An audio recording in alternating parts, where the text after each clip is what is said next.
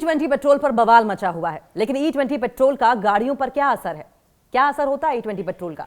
सरकार क्या कह रही है, एक्सपर्ट्स क्या कह रहे हैं, पूरा एनालिसिस हर एक पॉइंट पर आज बात करेंगे। भारत सरकार का पेट्रोल में बायोफ्यूल यानी कि एथेनॉल ब्लेंड बढ़ाने का डिसीजन इस वक्त कंट्रोवर्सीज में है, विवादों के केंद्र में है।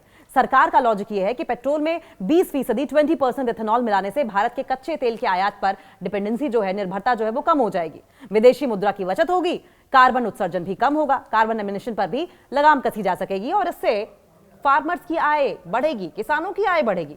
वहीं वाहन चालक इससे माइलेज यानी प्रति किलोमीटर खपत तेल की उसमें कमी आने और साथ साथ इंजन में खराबी का दावा कर रहे हैं। विपक्षी राजनीतिक दल भी सरकार को एथेनॉल के मुद्दे पर घेर रहे हैं और इस कंट्रोवर्सी पर, इस विवाद पर सोशल मीडिया पर भी जमकर बहस तेज हो गई है, जमकर बहस हो रही है। कई लोग अपनी गाड़ियों में आ रही खराबी का जिक्र कर रहे हैं, कई लोग कुछ और रीजन बता रहे हैं। और अगर पिछले कुछ दिनों या फिर कुछ महीनों में सोशल मीडिया पर ऐसे पोस्ट की बाढ़ की बात करें तो जमकर ऐसे पोस्ट देखे जा रहे हैं जिनमें वाहन चालक इंजन में खराबी का जिक्र कर रहे हैं, कम माइलेज होने की बात कर रहे हैं, खराब परफॉर्मेंस का दावा कर रहे हैं।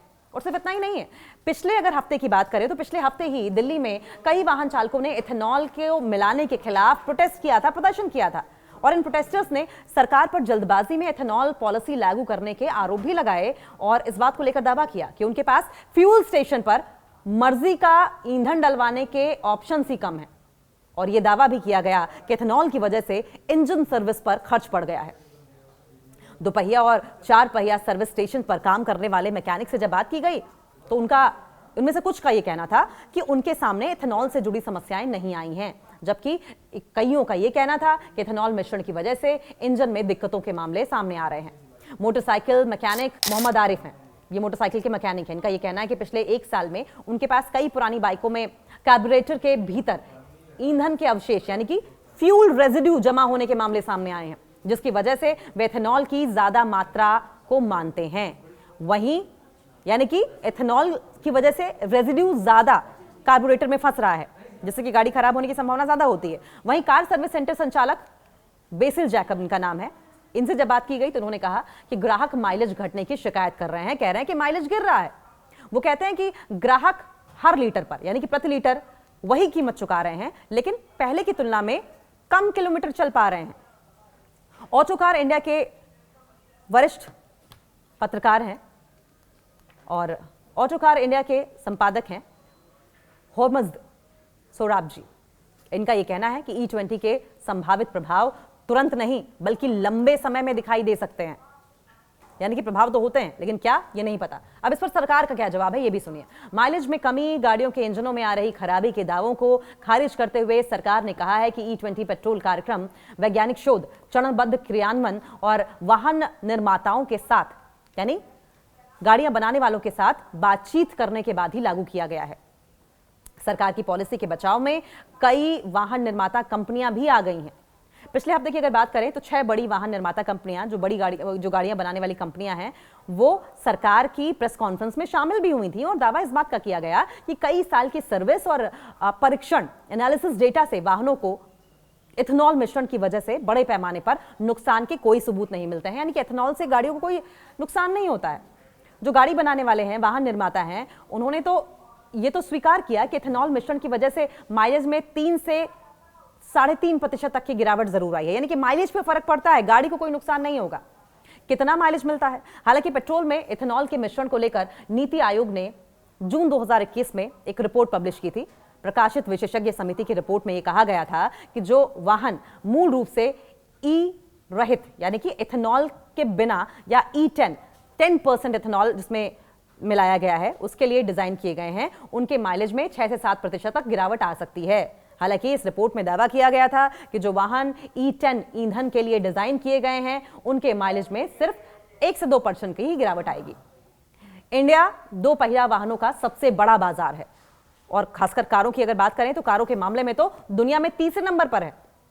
लगातार खपत बढ़ रही है और बढ़ती खपत के मद्देनजर अगर देखा जाए तो भारत तेल आयात पर डिपेंड करता है और निर्भरता कम करने की कोशिश कर रहा है और कार्बन एमिशन कम करने के लिए लगातार एफर्ट्स कर रहा है। और फ्राइडे को जिस तरीके से एक बयान जारी किया गया था, स्टेटमेंट जारी की गई थी, उसमें पेट्रोलियम मंत्रालय की ओर से यह स्वीकार किया गया कि कुछ व्हीकल्स का माइलेज 3 से 5% तक गिर सकता है। वहीं राज्यसभा में दिए एक सवाल के जवाब में सरकार ने इंजन को नुकसान पहुंचने की चिंताओं को खारिज करते हुए कहा कि इथेनॉल मिश्रित ईंधन में उच्च ऑक्टेन नंबर होता है, यानी कि RON नंबर होता है, जो कि ईंधन की कार्यक्षमता को, ईंधन की कैपेसिटी को बढ़ाता है। कंबशन यानी कि दहन, उसको बेहतर करने में मदद करता है। सरकार ने पार्लियामेंट में यह जानकारी भी दी थी कि अंतर मंत्रालय समिति ने E20 की व्हीकल्स पर प्रभाव का व्यापक अध्ययन किया है, एक डीप स्टडी की है और फील्ड ट्रायल के दौरान वाहनों के इंजन पर कोई नुकसानदेह प्रभाव सामने नहीं आए थे। भारत में E20 ईंधन को, E20 फ्यूल को ऑफिशियली आधिकारिक तौर पर फरवरी 2023 में लॉन्च किया गया था। सरकार ने साल 2030 तक E20 लक्ष्य हासिल करने की समय सीमा रखी थी। 2030 तक कि सब E20 हो जाएगा, ये डेडलाइन रखी गई थी। हालांकि बाद में इसे घटाकर 2025 या 2026 कर दिया गया था, लेकिन अब विवाद लगातार बढ़ रहा है। सवालों और आलोचनाओं के बीच शुक्रवार को भारत सरकार ने कहा है कि इथेनॉल मिश्रित पेट्रोल का लक्ष्य तय समय से लगभग 5 साल पहले ही हासिल कर लिया गया है। सरकार ने यह भी बताया कि अब देश में पेट्रोल में औसतन 20% इथेनॉल मिश्रित हो रहा है। सरकार ने जानकारी दी कि साल 2013 से 14 में भारत में पेट्रोल इथेनॉल मिश्रण 1.5% से भी कम था। वहीं 2025 से 2026 में यह 20% तक पहुंच गया है। पेट्रोलियम और प्राकृतिक गैस मंत्रालय के मुताबिक इस दौरान भारत में इथेनॉल की खरीद 38 करोड़ लीटर से बढ़कर 1200 करोड़ लीटर तक पहुंच गई है। सरकार ने यह भी जानकारी दी कि पेट्रोल में इथेनॉल ब्लेंड करने के कार्यक्रम को जल्दबाजी में लागू नहीं किया गया। इससे जुड़े इसको लेकर पायलट प्रोजेक्ट साल 2001 में ही शुरू हो गया था और साल 2006 में देश के कुछ हिस्सों में 5% मिश्रण लागू किया गया था। सरकार ने इथेनॉल को बढ़ावा देने से कच्चे तेल के आयात पर डिपेंडेंसी, निर्भरता कम होने का दावा किया है। भारत के कच्चे तेल के आयात की मात्रा तो कम हुई नहीं है, लेकिन सरकार के दावे का मतलब है कि अगर इथेनॉल न मिलाया गया होता तो भारत को और ज्यादा कच्चा तेल इंपोर्ट करना पड़ता। सरकार के इन दावों के बीच इथेनॉल को लेकर विवाद लगातार बढ़ रहा है और ये कंट्रोवर्सी जो है, ये डिस्प्यूट जो है और तेज तब हो गया जब मीडिया रिपोर्ट्स में दावा किया गया कि सेंट्रल गवर्नमेंट ने सुप्रीम कोर्ट में बताया है कि E20 प्रोग्राम एक चल रहा प्रयोग है, एक्सपेरिमेंट है ये। इसके प्रभाव अगले कुछ सालों में साफ होंगे। मीडिया रिपोर्ट्स में दावा किया गया कि भारत के अटॉर्नी जनरल आर वेंकटरमणि ने सुप्रीम कोर्ट से कहा कि E20 प्रोग्राम एक चल रहा एक्सपेरिमेंट है। हालांकि विवाद बढ़ने के बाद सरकार और कानून मंत्रालय ने इस पर भी क्लैरिफिकेशन जारी किया है, स्पष्टीकरण जारी किया। सरकार ने कहा है कि अदालत में E20 कार्यक्रम, E20 प्रोग्राम के किसी भी स्टेज को एक्सपेरिमेंट नहीं बताया गया। विपक्ष के सवाल क्या क्या हैं, ये भी जानिए। देखिए, अपोजिशन, विपक्ष सरकार की E20 नीति पर सवाल उठा रहा है और आरोप लगा रहा है कि जल्दबाजी में लागू की गई इस पॉलिसी से कार मालिकों को नुकसान उठाना पड़ रहा है। आम आदमी पार्टी के संयोजक अरविंद केजरीवाल ने क्या कहा, यह भी जानना जरूरी है। सेंट्रल गवर्नमेंट पर एक तीखा हमला बोलते हुए, स्केदिंग अटैक करते हुए हरदीप पुरी ने साफ साफ कहा है कि लोगों को कोई विकल्प नहीं दिया जाएगा। लोग पेट्रोल पंप पर शुद्ध पेट्रोल E10 और E20 विकल्पों की मांग कर रहे हैं और कह रहे हैं कि हमारा जो मन होगा हम वो तेल खरीद लेंगे, लेकिन मंत्री कह रहे हैं कि कोई विकल्प नहीं दिया जाएगा। केजरीवाल ने कहा कि लोग ये मांग भी कर रहे हैं कि E20 पेट्रोल सामान्य पेट्रोल से सस्ता मिलना चाहिए, जो ऑर्डिनरी पेट्रोल है उससे थोड़ा चीपर प्राइस पर मिलना चाहिए। गवर्नमेंट कह रही है कि कोई सस्ता नहीं दिया जाएगा। लोग कह रहे हैं कि माइलेज कम हो रहा है, गाड़ियां खराब हो रही हैं। सरकार कह रही है कि कोई माइलेज कम नहीं हो रहा। अरविंद केजरीवाल, दिल्ली के पूर्व मुख्यमंत्री, उन्होंने कहा कि इतना अहंकार ठीक नहीं है, ये तानाशाही है। जब करोड़ों लोग मांग कर रहे हैं तो उनकी आवाज को सुनना सरकार की जिम्मेदारी है, लेकिन सरकार सुन नहीं रही है। भारत में एथेनॉल के मिश्रण के बिना भी पेट्रोल उपलब्ध है, लेकिन उसकी कीमत अलग अलग राज्यों में एथेनॉल मिश्रित पेट्रोल से 40 से 50% तक ज्यादा है।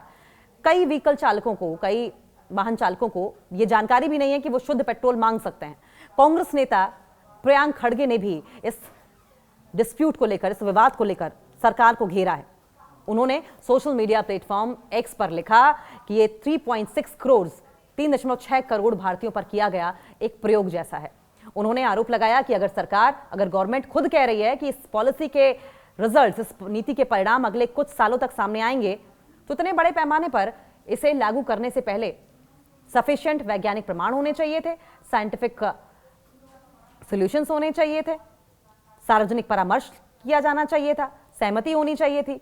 एक और टिप्पणी में खड़गे ने कहा कि सरकार नागरिकों से नुकसान साबित करने की चुनौती नहीं दे सकती है, जबकि उसका अपना डेटा अभी भी लंबित है, अभी भी क्लियर नहीं है। इससे पहले केंद्रीय सड़क परिवहन मंत्री नितिन गडकरी इन्होंने एक इंटरव्यू में कहा था कि अगर किसी एक भी व्यक्ति की गाड़ी एथेनॉल की वजह से खराब हुई है तो वो सामने आए। गडकरी ने कहा कि कोई एक कार का नाम बताइए जिसमें एथेनॉल की वजह से गड़बड़ी आई हो। एथेनॉल से लोगों को हो रही परेशानी से जुड़े सवाल पर गडकरी ने कहा था कि अगर कोई शिकायत है तो उसे डीलर को भेजिए, मेरे पास भेजिए। एथेनॉल का बचाव करते हुए पेट्रोलियम मंत्री हरदीप पुरी ने मीडिया से बातचीत करते हुए कहा था कि इसके इस्तेमाल में कोई परेशानी नहीं है। रेसिंग कार में भी एथेनॉल का इस्तेमाल किया जाता है, इससे एक्सीलरेशन बढ़ जाता है। हालांकि उन्होंने कहा था कि जहां तक माइलेज का सवाल है, ये थोड़ा गिर जरूर सकता है। हरदीप पुरी ने कहा कि कोई विवाद नहीं है, सिर्फ कंफ्यूजन्स हैं, सिर्फ भ्रांतियां फैलाई जा रही हैं। नितिन गडकरी सड़क परिवहन मंत्री हैं, लेकिन एथेनॉल को लेकर उन पर टिप्पणियां की जा रही हैं। गडकरी का परिवार एथेनॉल के उत्पादन से जुड़ा हुआ है। हालांकि जब उनसे इस बारे में सवाल पूछा गया तो उन्होंने कहा, एथेनॉल नीति से मेरा कोई फायदा नहीं है। एथेनॉल के उत्पादन में मेरी हिस्सेदारी सिर्फ 0.07% है। लेकिन एक्सपर्ट्स क्या कह रहे हैं? सबसे बड़ा सवाल तो यही। इस पूरे विवाद के बीच में एक्सपर्ट्स का यह मानना है कि भारत में एथेनॉल पॉलिसी पर बहस केवल इंजन या माइलेज तक लिमिटेड नहीं है, और इंजन और माइलेज तक सीमित भी नहीं होनी चाहिए, बल्कि इसे वैज्ञानिक अध्ययन, साइंटिफिक स्टडी, कंज्यूमर्स के एक्सपीरियंस और सभी पक्षों के बीच में कम्युनिकेशन के आधार पर, संवाद के आधार पर आगे बढ़ाया जाना चाहिए। वैश्विक ऊर्जा इंटरनेशनल एनर्जी सुरक्षा विश्लेषक हरि शेषाशयी हैं। ये कहते हैं कि एथेनॉल की पॉलिसी बनाना आसान नहीं होगा। नहीं आसान है, बहुत मुश्किल है और बहुत टाइम भी लगता है। हमें दूसरे देशों से सीखना चाहिए कि हमारे लिए क्या अच्छा होगा, कौन से चैलेंजेस हमारे सामने आएंगे, और उन्हें पहले से समझना चाहिए। उन्होंने कहा कि हमें ब्राजील के साथ समन्वय करना चाहिए, और ब्राजील के साथ समन्वय करना चाहिए कि कैसे इतने बड़े देश में लोगों को एथेनॉल की फ्लेक्सिबिलिटी मिली है। उनका सुझाव है कि भारत में एक ऐसी साझा समिति बनाई जानी चाहिए जिसमें किसान, ऑयल कंपनियां, वाहन निर्माता, बीमा कंपनियां और इसके साथ साथ दूसरे सभी हितधारक शामिल हों, ताकि पॉलिसी से जुड़े विवादों का सॉल्यूशन सामूहिक तरीके से निकाला जा सके। वहीं automotive content creator Ishaan Bhardwaj का भी कहना है कि प्रयोगशाला में होने वाले परीक्षण, एक्सपेरिमेंट और आम लोगों के वास्तविक ड्राइविंग अनुभव में काफी अंतर होता है। उनके मुताबिक ARAI एक लैब है जहां पर लैब के हिसाब से टेस्टिंग की जाती है, उसका आम आदमी के वास्तविक ड्राइविंग अनुभव से सीधा कोई संबंध नहीं है। वो कहते हैं कि नई टेक्नोलॉजी और E20 या E25 या उससे ज्यादा एथेनॉल मिश्रण वाले ईंधनों पर काम होना चाहिए, लेकिन उपभोक्ताओं के पास अपनी गाड़ी के अनुकूल ईंधन चुनने का विकल्प भी होना चाहिए। वो कहते हैं कि आप E20 रखो, E25 लेकर आओ, E85 लेकर आओ, 100% एथेनॉल लेकर आओ, लेकिन जो हमारी चॉइस है, जिस चीज के लिए हमारी गाड़ी बनी है, आप उस चीज की तो आपूर्ति करो। वहीं एक सीनियर ऑटोमोटिव विश्लेषक हैं, वो एथेनॉल के पर्यावरणीय लाभों पर जोर देते हैं। उनका कहना है कि अगर आप एथेनॉल को एक ईंधन के रूप में इस्तेमाल करते हैं तो पारंपरिक गैसोलीन वाहनों की तुलना में इसका कार्बन फुटप्रिंट बहुत कम होता है। बायोफ्यूल का उपयोग करने का यह सबसे बड़ा फायदा है। हालांकि वो ये भी कहते हैं कि किसी भी वैकल्पिक ईंधन का मूल्यांकन केवल वाहन चलने के दौरान होने वाले उत्सर्जन से नहीं, केवल एमिशन से नहीं होना चाहिए, बल्कि लाइफ साइकिल एनालिसिस के आधार पर भी जरूर होना चाहिए। यानी कि ईंधन के प्रोडक्शन से लेकर उसके अंतिम यूज, लास्ट यूज तक पूरी साइकिल में होने वाले कार्बन एमिशन की कंपैरिजन करके ही उसके वास्तविक पर्यावरणीय प्रभाव का आकलन किया जाना चाहिए।